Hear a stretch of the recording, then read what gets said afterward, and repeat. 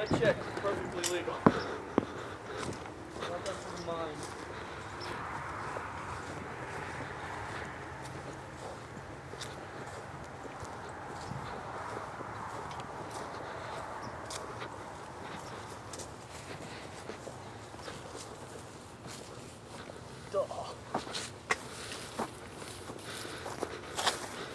Here, you can give a tutorial on how to use a climbing tree stand. Now, I do not advise using a power pole. What model is this tree stand? Dix. The Dix model? Dix model. What kind of tree is this you climbing here? This is a Jasper, Alabama, wild Alabama spruce.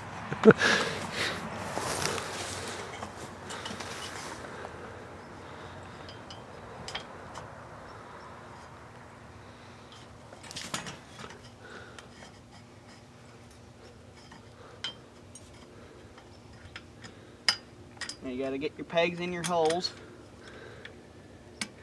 Lock that down. And then you well, you gotta kinda do it a little tighter than that, I guess.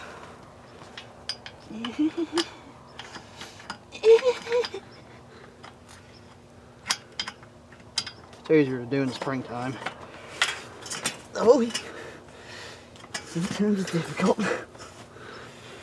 Sometimes you gotta give it a second. And there we go. Here we go. There we go. And you gotta get your top wrapped around. This is really quick, as you can see. Good for if there was a deer out there by that feeder. Yeah. They would be in no way suspicious at this point. They would think I'm just doing something for the tree. They would have no idea that this is actually a killing device. And don't worry, when you pull the pin, it won't explode.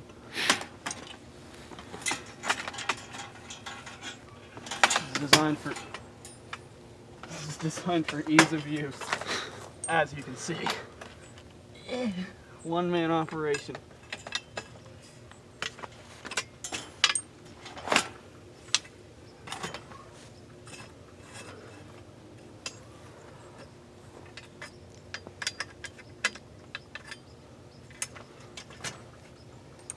You see the marks on the power pole and be like, what is that from?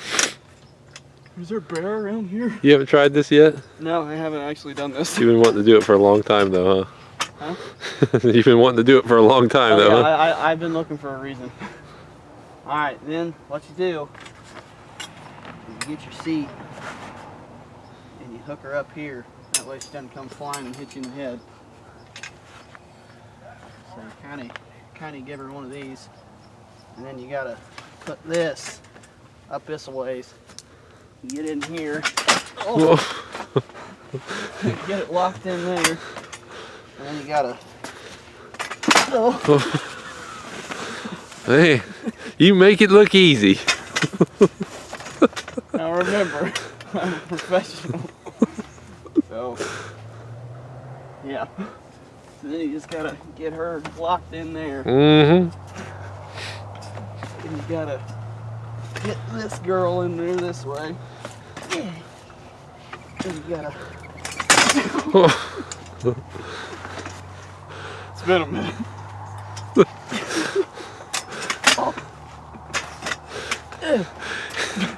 And you think it looks easy now? Try it in the dark. It's a breeze in the dark. Oh. Hold it. There. Oh, all right. Good to go. Now we're serious. Now we're getting there. Then you tighten your old foot straps. I think I tightened, yep. You tighten your old foot straps.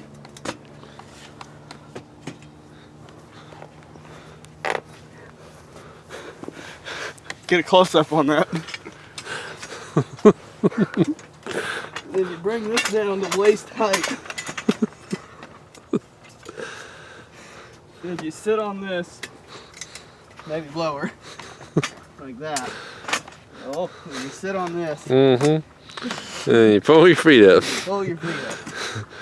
6 inches down, 700 more to go. Couldn't be easier.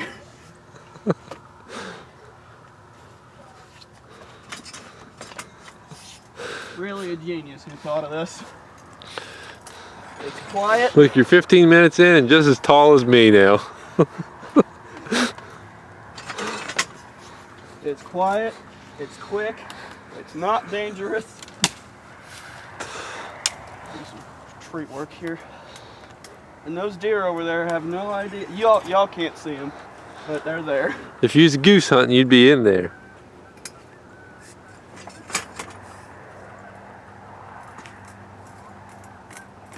Lost them. Oh, there they go.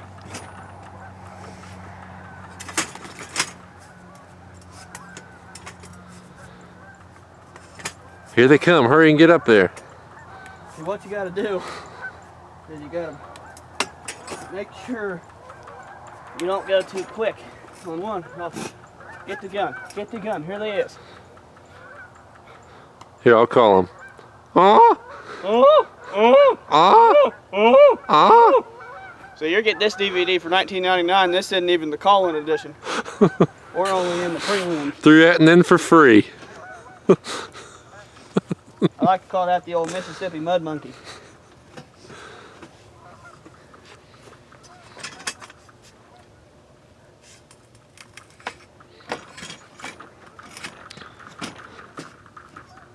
As you can see, couldn't be easier.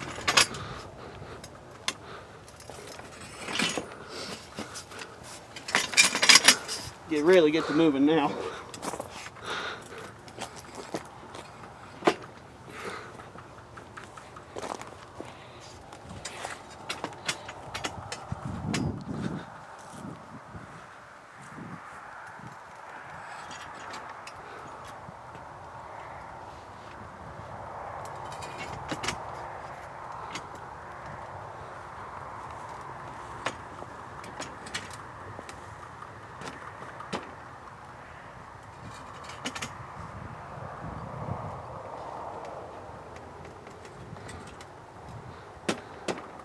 You can really lock her in there if you pat down on the bottom.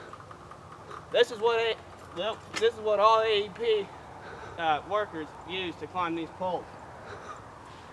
So it's legal. This is 100% legal.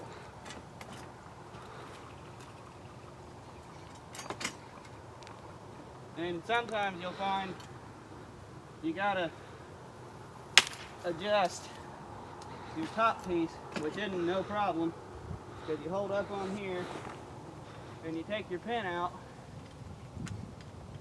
and then you take your thing and shove her on in a little, and then you figure out where she's at, which ain't no big thing. Lock her back down in there, well, then we're good to go. So I think we'll call her there. And then all you gotta do is, where'd he go? Right here. There he is. Then all we gotta do is lock our seat up this way, up around the top here. And she'll hold on to there. And we might bring our foot piece up just a little bit.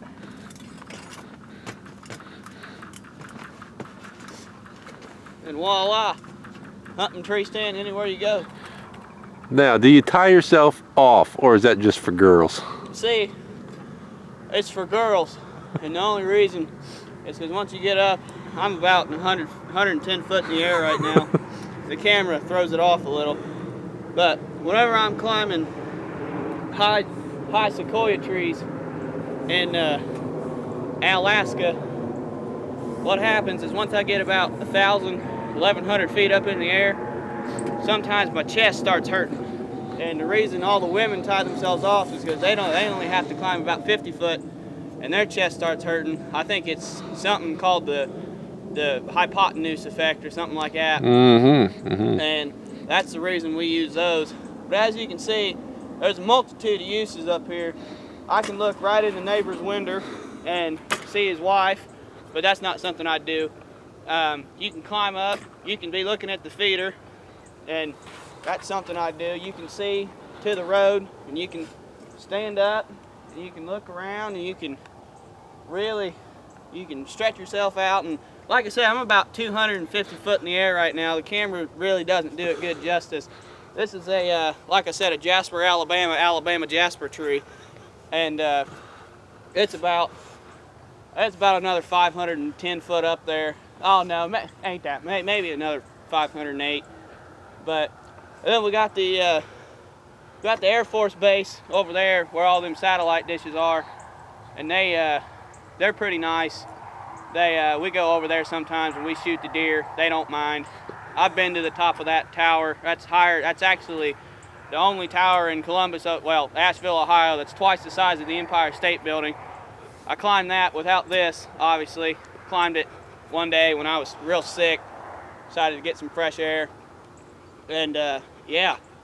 So now we'll show you the descent. And this is easier than going up, in my opinion. Now I won't show you how I normally do it. What I normally do is I have a parachute with me. And normally, because I'm up so high, airplanes and stuff are passing me, and I'm getting calls from the FAA saying you can't be up that high. Only planes are allowed at 35,000 feet, you know, similar things to that deal. So what I'm going to do is you got to remember to hook your seat up so it doesn't come flying, hit you in the head. Now I don't say this out of experience. My brother Cletus, he's the one that got hit in the head one time and he fell down. I've never fallen or been hit in the head. But what you do is you start out by dropping your front piece down and you sit down on the rail here. That's called a sitting rail. It's actually, that's the scientific name for it. And then you take your bottom foot piece and you drop her down a little at a time. Sometimes you got to bend her down forward. So you get her locked in there, and then you stand up and do the same process, but it's kind of in reverse. But it's pretty easy. I mean, I'm sure anybody watching this video or anybody, you know, here can use one of these here, climbing tree stands. Like I said, AEP, this is all AEP uses to get up their power poles. Not that this is a power pole. This is an Jasper, Alabama tree, I think. And yeah, like I said, I'm covering about probably 15 foot in each stride.